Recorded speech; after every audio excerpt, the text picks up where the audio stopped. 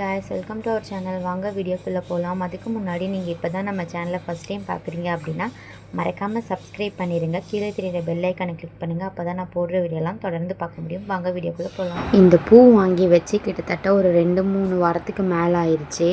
இதில் கொஞ்சம் பூ வந்து வச்சுட்டேன். ஒரு பிங்க் கலர், அதுக்கப்புறம் எல்லோ கலர், இந்த மாதிரி ரெட் கலர் வந்து ஒரு 4-5 வாங்கினேன். நான் ஒரு டைமும் 2 தடவையும் அந்த பூ வச்சேன். மிச்சம் 3 பூவை வந்து மறந்துட்டேன். அதனால இது ஃப்ரிட்ஜுக்குள்ளேயே அப்படியே வச்சுட்டேன். எடுத்து பார்க்கும்போது இந்த பூவோட இதழ்கள் எல்லாமே கீழே விழுந்துருந்துச்சு. நம்ம தலையில் வச்சாலும் வேஸ்ட்டு. எனக்கு இதை தூக்கி போட மனசே வரல. சரி, ஓகே, நம்மளுக்கு தெரிஞ்ச மாதிரி இது எல்லாத்தையும் யூஸ் பண்ணிக்கலாம். ஃபஸ்ட்டு இந்த மாதிரி ஒரு ஊசி நூல் எடுத்துக்கலாம்.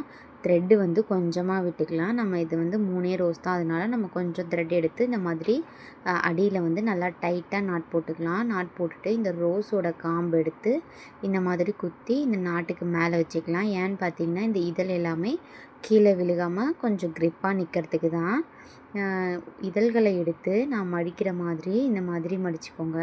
இந்த மாதிரி 2 பக்கமும் இப்படி மடிச்சுக்கோங்க. மடிச்சுட்டு இன்னொரு டைம் காமிக்கிறேன் பாருங்கள். இதோ இந்த மாதிரி இந்த பக்கமும் கொஞ்சம் மடிச்சுட்டு இந்த மாதிரி ஊசியை இதில் குத்தி எடுத்துக்கோங்க. இதே மாதிரி எல்லா பக்கமும் ஸ்ப்ரெட் ஆகிற மாதிரி சுற்றி இதே மாதிரி பண்ணி கோர்த்துக்கோங்க.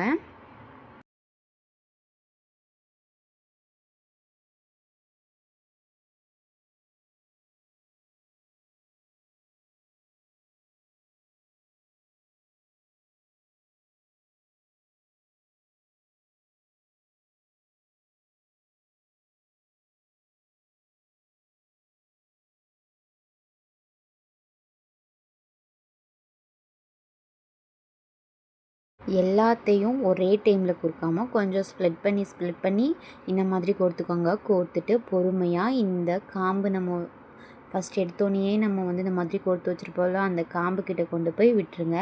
அதே மாதிரி நெக்ஸ்ட்டும் இதே மாதிரி கொஞ்சம் பார்ட்டிஷன் எடுத்து இதே மாதிரி பண்ணி இந்த ஊசியில் குத்தி இதே மாதிரி சுற்றி இதே மாதிரி கொண்டு போய் சேர்த்துக்கலாம்.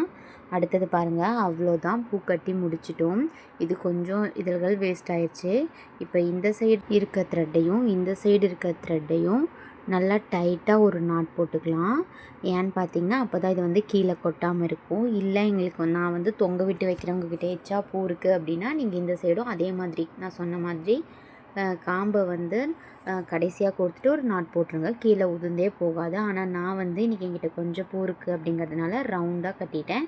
அதனால் நான் எல்லா பக்கமும் கட்டிட்டேன். அவ்வளோதான். இதுக்கப்புறம் பாருங்கள் எவ்வளோ சூப்பரான இதழ்களை வச்சு ஒரு ரோஸ் வந்து ரெடி ஆயிடுச்சுன்னு. இதை வச்சுட்டு போகும்போது ரொம்ப அழகாக இருக்கும். அவ்வளோதான், நம்ம வீடியோட எண்டுக்கு வந்துட்டோம். நாளைக்கு இன்னொரு சூப்பரான வீடியோவில் பார்க்கணும். எல்லாருக்கும் பாய்.